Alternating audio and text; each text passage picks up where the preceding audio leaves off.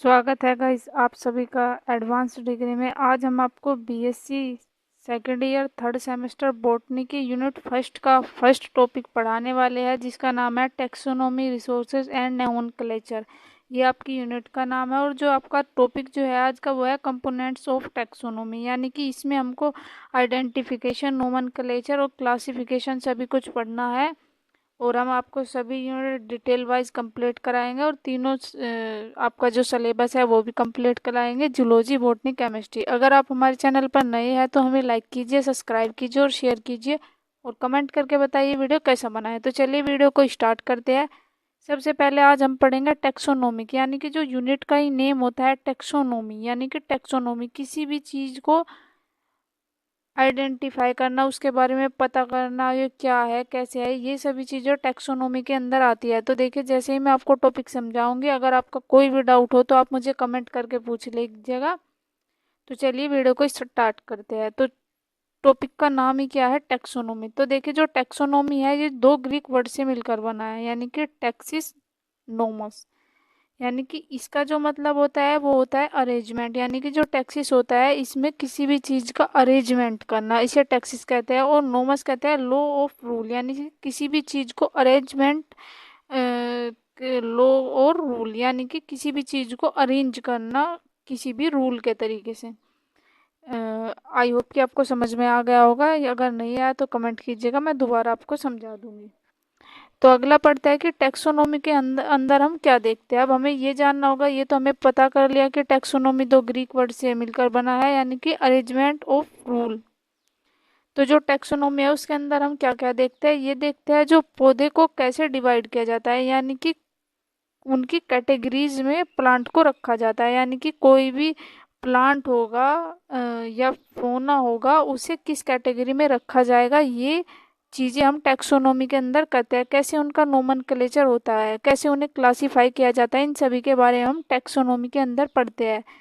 तो देखिए क्या पढ़ते हैं टैक्सोनॉमी के अंदर, किसी भी चीज़ को आइडेंटिफाई करना। यानी कि समझ लीजिए एक बहुत बड़ा जंगल है, उसमें बहुत सारे जानवर रहते हैं। तो मान लीजिए जो टाइगर की जो कैटेगरी है उसे एक साइड करना, जो लोयन की कैटेगरी है उसे एक साइड करना, जो लोयन की सॉरी जो मंकी की है उसकी कैटेगरी को एक साइड करना। यानी कि उन्हें पहचानना, उनके बारे उनका क्लासिफिकेशन करना कि उनकी उत्पत्ति कैसे हुई, और इनके कह सकते हैं एंथर को सॉरी इनके कह सकते हैं जो पूर्वज थे वे कौन है, इन सभी का पता करने के लिए हम इनका क्लासिफाई किया जाता है। तो इन सभी को किस में पढ़ते हैं? हम टैक्सोनॉमी के अंदर पढ़ते हैं। तो देखिए, ये जो टर्म, अब बात आती है कि ये टर्म किसने दी थी। जो टैक्सोनॉमी टर्म है ये भी तो किसी ने दी होगी। तो जो ये टैक्सोनॉमी टर्म है ये सबसे पहले एबी कंडोले ने दी थी। तो जो ये थे, इनका जो जन्म था 1913 ईस्वी में हुआ था। जो टैक्सोनॉमी शब्द है इसे एलिमेंट्री डी ली बोटनिक्यू जो बुक है उसमें दिया गया है, अर्थात ये एक फ्रेंच शब्द है। तो जो ये बोटनिक्यू है ये एक फ्रेंच शब्द है और जिसका मतलब थ्योरी ऑफ एलिमेंट्री बोटनी होता है। तो देखिए इसका मतलब क्या होता है, इसका मतलब होता है थ्योरी ऑफ एलिमेंट्री बॉटनी होता है। अब मैंने आपको क्या बता दिया, टैक्सोनॉमी क्या होता है, ये किसके अंदर आता है। ये एपी कैंडोले ने दिया था सन 1813 में। और ये जो शब्द है ये एलिमेंट्री कोंडेले ने दिया था। और जो ये होता है इसका जो मतलब है, इस जो टैक्सोनॉमी का जो शब्द का मतलब है वो थ्योरी ऑफ एलिमेंट्री बॉटनी होता है। अब इसकी डेफिनेशन देख लेते हैं कि इसकी डेफिनेशन क्या होते हैं। दो लाइन में इसकी जो हम डेफिनेशन लिख कर आएंगे वो कैसे लिख कर आएंगे, जो इसकी डेफिनेशन होगी वो होगी वनस्पतिक विज्ञान की वह शाखा जिसके अंतर्गत हम किसी भी पौधे के पहचान, कैसे उसका नामकरण करते हैं, कैसे उसे वर्गीकृत करते हैं, उसे ही टैक्सोनॉमी कहते हैं। तो मैंने अभी आपको ऊपर समझाया कि किसी भी प्लांट या एनिमल को कैसे हम कैटेगराइज करते हैं, यानी कि उसका नोमेनक्लेचर, उसका क्लासिफिकेशन, उसे आइडेंटिफाई कैसे करते हैं, तो वही टैक्सोनॉमी के अंदर किया जाता है। तो आई होप कि आपके समझ में आ रहा होगा। अब बात करते हैं जो आपके ऑप्शनल में क्वेश्चन आ सकता है, जो सबसे खास है वो है फादर ऑफ टैक्सोनॉमी। यानी कि जो कह सकते हैं जो टैक्सोनॉमी के जो फादर है वो कौन है, वो कैरोलस लीनियस है। ये एक बहुत ही फेमस बोटनिस्ट थे जिन्होंने टैक्सोनॉमी को आइडेंटिफाई किया था। उन्होंने ही सभी वनस्पतिक विज्ञान की जो शाखाएं थी यानी कि ब्रांचेस थी उन्होंने ही खोली, उनका बहुत ज़्यादा श्रेय जाता है। और जो ये तो थे विश्व के, यानी कि ये दूसरे फॉरेन कंट्री के थे, ये कैरोलस लीनियस। और जो इंडियन के फादर ऑफ टैक्सोनॉमी कहा जाता है वो एच सेंटेफ्यू को कहा जाता है। अब देखते हैं टैक्सोन, टैक्सोनॉमी और टैक्सोन। तो देखिए एक शब्द आता है टैक्सोन। टैक्सोन क्या होता है? टर्म टैक्सोन सबसे पहले यूज करने वाले जो वैज्ञानिक थे, तो कोई भी टर्म या शब्द हो उसे सबसे पहले किसी ने यूज तो किया ही होगा। तो जो सबसे पहले टैक्सोन को यूज किया गया था वो एडल्फ मेरिया ने किया था, जो कि जर्मन के बायोलॉजिस्ट थे।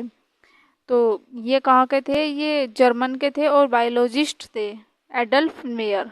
तो चलिए अब इसमें आगे देखते हैं कि क्या है। तो देखिए इसमें क्या है, इन्होंने टैक्सोन शब्द का यूज किया, वह एनिमल ग्रुप के लिए यूज किया जाता है। तो जो ये खास बात है याद रखने की कि टैक्सोन शब्द का यूज किया कहाँ किया जाता है, तो जो टैक्सोन शब्द का यूज किया जाता है वो एनिमल ग्रुप के लिए यूज किया जाता है। जो टर्म टैक्सोन है वह variety, species, variety, genus, variety, higher group, variety के लिए यूज किया जाता है। तो देखिए इसे कहाँ कहाँ पर टैक्सोन को यूज किया जाता है, यानी कि जो अलग अलग वैरायटी होगी, टैक्सोन होगी, स्पीसीज होगी, जीनस की स्पीसीज होगी अलग अलग, और हायर ग्रुप की जो वैरायटी होगी उनके लिए इसका यूज किया जाता है। जो टैक्सोन है ये एक सिंगुलर वर्ड है, यानी कि इसका प्लूरल जो होता है वो टैक्सा होता है। सिंगुलर प्लूरल आपने पढ़ा होगा।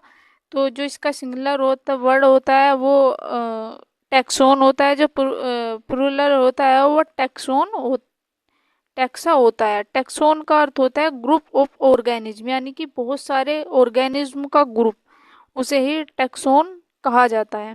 जीवों का वह समूह फिक्स एरिया या फिक्स यूनिट में पाया जाता है। वह क्या पाया जाता है? वो किसी भी फिक्स एरिया और फिक्स यूनिट में पाया जाता है, और इसे क्लासिफिकेशन में उसे टैक्सोन कहते हैं। तो जहाँ उनका क्लासिफिकेशन किया जाता है उसमें इसे टैक्सोन कहा जाता है, या यह किसी भी ऑर्गेनिज्म की कैटेगरी को समझाता है। तो किसी भी ऑर्गेनिज्म की जो कैटेगरी होती है उसे भी यह समझाने का काम करता है। अब देखते हैं थियोफ्रेस्टस, ये सन 372 से 328 बीसी में इन्होंने बुक लिखी थी, यानी कि इन्होंने इतने टाइम में ये बुक लिखी थी। और ये इक्वालिटी इनटू प्लांट, इन्होंने अलग अलग प्लांट के अलग अलग ग्रुप में डिवाइड किया। तो जो प्लांट जो थे उन्हें अलग अलग ग्रुप में जो डिवाइड करने का जो काम था वो इन्होंने थियोफ्रेस्टस ने किया था। इनका जो इन्हें क्या कहा जाता है? इन्हें इसीलिए फादर ऑफ बॉटनी कहा जाता है, क्योंकि इन्होंने सभी प्लांट को ग्रुप में डिवाइड किया था अलग अलग। अब देखते हैं कैरोलस लीनियस, जो कि फेमस कह सकते हैं साइंटिस्ट है। तो जो ये कैरोलस लीनियस थे इन्होंने 1707 से लेकर 1778 ईस्वी तक इन्होंने काम किया। इन्होंने सबसे पहले प्रपोजिट दिया जो सिस्टम ऑफ क्लासिफिकेशन। तो काहे का इन्होंने प्रपोजिट दिया? जो सिस्टम, जो क्लासिफिकेशन का सिस्टम था इन्होंने उसे अरेंज किया। इसके लिए इन्होंने एक बुक लिखी। तो इन्होंने क्या किया? इन्होंने इसको समझाने के लिए, इसको कैटेगराइज करने के लिए, इसको क्लासीफाई करने के लिए एक बुक लिखी जिसे सिस्टमा नेचुरी, जो फेमस बुक है, जो 1735 ईस्वी में कह सकते हैं पब्लिश हुई। यह स्वीडन नेचुरली थे। तो कहाँ के थे? स्वीडिश नेचुरली थे। इन्होंने अपने क्लासिफिकेशन में जो स्टेमन है, जो स्टेमन के जो करेक्टर है उसी के आधार पर बनाया। तो देखिए जो ये बुक है ये कहीं पर बनी? जो स्टेमन के जो करेक्टर है उन्हीं के बेसिस पर इन्होंने ये बुक बनाई। इन्होंने प्लांट किंगडम, जो प्लांट किंगडम थे उनको क्लासिफाई किया, और क्लासिफाई कितने में किया? 20 क्लासेस में। इसी के साथ इन्होंने कार्पल्स के नंबर और प्राकृतिक के आधार पर क्लासिफाई किया। तो इन्होंने क्या किया? तो इन्होंने जो कार्पल्स के नंबर थे और 20 कैटेगरीज में क्लासिफाई किया, मतलब 20 क्लास में इन्हें क्लासिफाई किया। जो प्लांट किंगडम थे और कार्पल्स के नंबर और प्रकृति के आधार पर जो क्लास है उन सबको अलग अलग ऑर्डर में इन्होंने एक बुक में लिखी। तो देखिए इन्होंने एक बुक में ये सभी चीज़ें अलग अलग ऑर्डर में लिखी। अब देखते हैं इसमें आगे। तो जो स्पीसीज प्लांटेनम थी, जो कि इसका सबसे पहला एडिटेशन आया वो 1753 ईस्वी में आया। तो जो 1753 ईस्वी में जो इस बुक में आज तक के सभी पौधों को बताया गया था। जो ये बुक है तो इसमें क्या है? इसमें आज तक के जो सभी पौधे हैं उनका जिक्र किया गया है, उनके बारे में बताया गया है। इस योगदान की वजह से हम इसे फादर ऑफ मॉडर्न बॉटनी या फादर ऑफ टैक्सोनॉमी कहते हैं। तो किस कारण कहते हैं? इसी कारण कहते हैं क्योंकि इसमें सभी पौधों के बारे में बताया गया है, सभी पौधों के बारे में डिटेल में क्लासिफाई किया गया है। तो इसी वजह से इसे फादर ऑफ टैक्सोनॉमी या फादर ऑफ मॉडर्न बॉटनी के नाम से जाना जाता है। अब इसमें आगे देखते हैं। देखिए आगे जो है वो फंडामेंटल कंपोनेंट्स ऑफ टैक्सोनॉमी, यानी कि फंडामेंटल जो कंपोनेंट्स हैं उन्हें कैसे टैक्सोनॉमी में डिवाइड किया जा सकता है, उन्हें कैसे पहचाना जा सकता है। तो चलिए देखते हैं। जो टैक्सोनॉमी है, टैक्सोनॉमी के मुख्य अवयव कौन कौन से हैं? ये 5 कंपोनेंट हैं। तो हम किसी भी प्लांट को देखने जाएंगे तो, या कोई प्लांट या एनिमल हो, कोई स्पीसीज हो, उसको देखने जाएंगे तो उसे का पता कैसे करेंगे? क्या क्या हम चीज़ें अपने साथ में लेकर जाएंगे? किसी भी नई जगह पर हम घूमने जाते हैं या कहीं रिसर्च करने जाते हैं तो ज़्यादा से ज़्यादा हम क्या चीज़ें रखेंगे? उन्हीं चीज़ों को ध्यान में रखा गया है टैक्सोनॉमी के अंदर। तो इसके कितने अवयव है? इसके 5 मुख्य घटक है या अवयव है। तो जो पहला जो है आइडेंटिफिकेशन, यानी कि किसी भी अननोन प्लांट है, मान लीजिए कोई भी, मान लीजिए एप्पल का प्लांट है, वो आप उसके बारे में नहीं जानते, यानी कि वो अननोन प्लांट है, उसे पहले हम पहचानेंगे, यानी कि उसके बारे में हम पता करेंगे, उसे आइडेंटिफाई करेंगे, यानी कि आइडेंटिफिकेशन के लिए की दिए गए है। तो जो ये टैक्सोनॉमी है इसके अंदर की है, जो वो बुक है प्लांटेनम, उसके अंदर कीज दे गई है जिससे हम पता कर सकते हैं ये कौन सा प्लांट है। उस की के अकॉर्डिंग उस प्लांट को पहचानते हैं, इसी को आइडेंटिफिकेशन कहते हैं। तो सबसे पहले हमारे जो मुख्य अवयव थे टैक्सोनॉमी के, वो जो पहला था वो था आइडेंटिफिकेशन। तो इसमें क्या करते हैं हम? कोई भी अननोन प्लांट है उसकी पहचान करते हैं। हमारे पास में एक स्पेशल टाइप की कीज होती है जिसके थ्रू हम उसे पहचानते हैं। दूसरा जो है वो क्लासिफिकेशन है। क्लासिफिकेशन किसी भी चीज़ का वर्गीकृत करना। मैं हिंदी में भी बता रही हूँ, इंग्लिश में अगर कोई भी प्रॉब्लम उसके बाद भी आपको आती है तो आप हमें कमेंट करके बता सकते हैं। तो क्लासिफिकेशन दूसरा जो है, किसी भी प्लांट का क्लासिफाई करने के लिए हम एक पर्टिकुलर रूल को फॉलो करेंगे, यानी कि किसी भी प्लांट को हम आइडेंटिफाई कर रहे हैं, उसके बारे में जान रहे हैं, तो हम क्या करेंगे? एक पर्टिकुलर रूल को फॉलो करेंगे।